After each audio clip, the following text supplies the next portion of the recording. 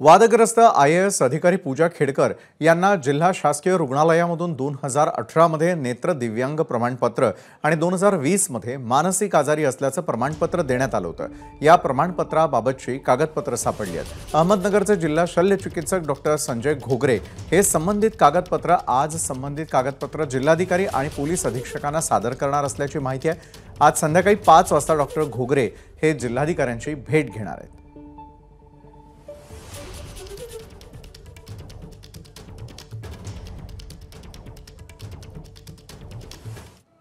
पूजा खेडकर यांचं medical certificate Aundh हॉस्पिटलनं नाकारलं होतं आणि त्यानंतर त्यांना नगरवरून सर्टिफिकेट मिळाल्याची माहिती आहे। पूजा खेडकर यांना बनावट सर्टिफिकेट मिळालं असेल तर त्यांचं पद काढून घेण्यात यावं अशी मागणी सामाजिक कार्यकर्ते विजय कुंभार यांनी केली आहे। सामाजिक कार्यकर्ते RTA कार्यकर्ते विजय कुंभार सर आहेत। सर, या अहमदनगरच्या शासकीय रुग्णालयामध्ये गेल्या काही काळामध्ये जे होतंय त्याच्या ज्या काही चर्चा बाहेर येतात त्या नक्की काय आहेत?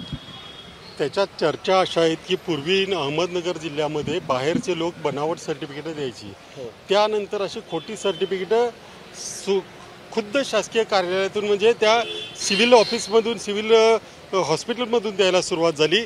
तसंच सर्टिफिकेट यांचं मिळालेलं दिसतंय, कारण नगरचे जे काही सर्टिफिकेट इश्यू झालेले आहेत त्याच्यामध्ये 70% सर्टिफिकेट्स ही बोगस आहेत असं म्हटलं जातं आणि त्याच्यामुळे जे खरेखुरे दिव्यांग आहेत त्यांच्यावर अन्याय होतो। आत्ताही लोकांच्या त्याच तक्रारी आहेत की MPCमध्ये बऱ्याच लोकांनी ही सर्टिफिकेट दिलेली आहेत, बोगस सर्टिफिकेट। याबद्दल आता चौकशी होण्याची गरज आहे। संबंधित यंत्रणेने म्हणजे समाज कल्याण विभाग असेल त्या विभागाकडून चौकशी होण्याची गरज आहे।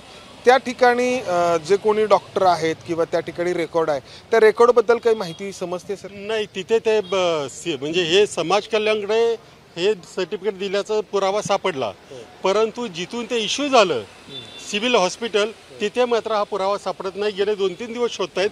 वास्तविक पाहता आपल्याकडे 2011 पासून कम्प्युटरायझेशन झालेलं आहे, संगणकीकरण झालेलं आहे, त्यामुळे एका क्लिकवर हे सापडलं पाहिजे। खरं तर याचा UDID नंबर मिळतो, त्याच्यावरून कुणाचंही सर्टिफिकेट डाउनलोड करता येतं, परंतु याचीच म्हणजे जसं आपण कोविडचं करायचो तसं ते कुणालाही डाउनलोड करता येतं, परंतु हे मात्र अजूनही सिव्हिल ऑफिसमध्ये सापडत नाही। याचा अर्थ काहीतरी गडबडी चालू झालेली आहेत आणि आता सापडलं तर ते ओरिजिनल असेल की नाही, कारण हे कम्प्युटराईज असेल तर लगेच मिळायला होतं आणि आता जर हाताने केलेले कागदपत्र असतील तर त्याच्यामध्ये आत्ताही काही फेरबदल केले जाऊ शकतात। याच्याकडे आता पोलिसांनी आणि राज्य शासनानेही गांभीर्याने बघितलं पाहिजे। बरोबर। जर अहमदनगरचं शासकीय रुग्णालय दिव्यांग असल्याचं प्रमाणपत्र देतंय तर मग चौकशी अर्थातच त्यावेळी अहमदनगरच्या जिल्हा रुग्णालयामध्ये असलेल्या डॉक्टरांची देखील व्हायला हवी। कॅमेरामन अमोल गवाळेसह मंदार गुंजारी, ABP माझा, पुणे। नमस्कार। मनसुद्धा तुझं ही वेगळ्याच प्रकारची मालिका तुम्हा सगळ्यांना खूप आवडली होती। याचा दुसरा सीझन कधी येणार अशी विचारणा झाली। प्रतीक्षा संपली आहे मित्रांनो। येतोय मनसुद्धा तुझाचा दुसरा सीझन। होय मनसुद्धा